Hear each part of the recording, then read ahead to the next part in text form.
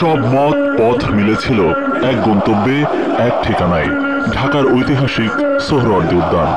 শনিবারের জনস্রোতে আরেকবার উচ্চারিত হল ইসরায়েলি গণহত্যা বন্ধ ও স্বাধীন ফিলিস্তিনের দাবি। ছিল না আনুষ্ঠানিক কোনো উদ্যোগ, বক্তৃতার ফুলঝুরি, সবার কণ্ঠে শুধু ছিল প্রতিবাদী স্লোগান। মঞ্চ থেকে ভেসে আসা গানের কথায় ফিলিস্তিন একদিন মুক্ত হবেই, ধ্বংস হবে সাম্রাজ্যবাদীরা। সারা দেশ থেকে যে বা যারা এসেছেন প্রাণের টানে নিপীড়িত ফিলিস্তিনিদের সাথে একাত্মতা জানাতে। মনে ছিল আবেগ, কণ্ঠে ছিল ক্ষোভের বিস্ফোরণ।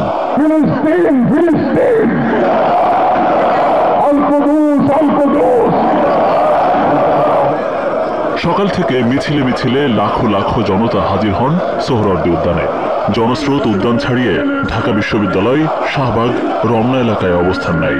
নির্ধারিত সময়ে বিএনপি, জামাত, এনসিপি, ইসলামী আন্দোলন, গণ অধিকার পরিষদ সহ অন্য সব রাজনৈতিক দলের কেন্দ্রীয় নেতারা আসেন মঞ্চে। ফিলিস্তিনের পতাকা হাতে মার্চ ফর গাজায় একাত্মতা জানান সবাই। ঘোষণাপত্র পাঠ করেন আমার দেশ পত্রিকার সম্পাদক মাহমুদুর রহমান।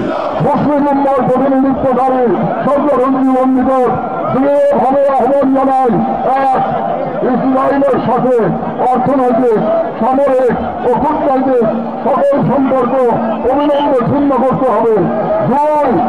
জগন্নাথী রাষ্ট্রের বিরুদ্ধে বাণিজ্যিক অবরোধ ও নিষেধাজ্ঞা আরোপ করতে হবে।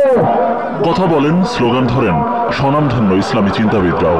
আমাদের মধ্যে বিভিন্ন বিষয়ে চিন্তাগত মত পার্থক্য, ভিন্নতা থাকতে পারে, কিন্তু মাজলুম ফিলিস্তিনিদের স্বাধীনতা, তাদের অধিকার, গাজার মানুষদের বিরুদ্ধে জুলুম বন্ধের দাবিতে আমরা প্রত্যেকটা বাংলাদেশের মানুষ, ধর্ম, বর্ণ নির্বিশেষে আমরা প্রত্যেকে তাদের সাথে সংহতি প্রকাশ করছি।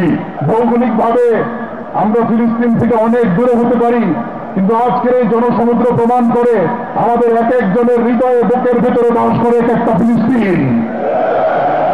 আমাদের হৃদয়ে বাস করছে এক একটা গাজা।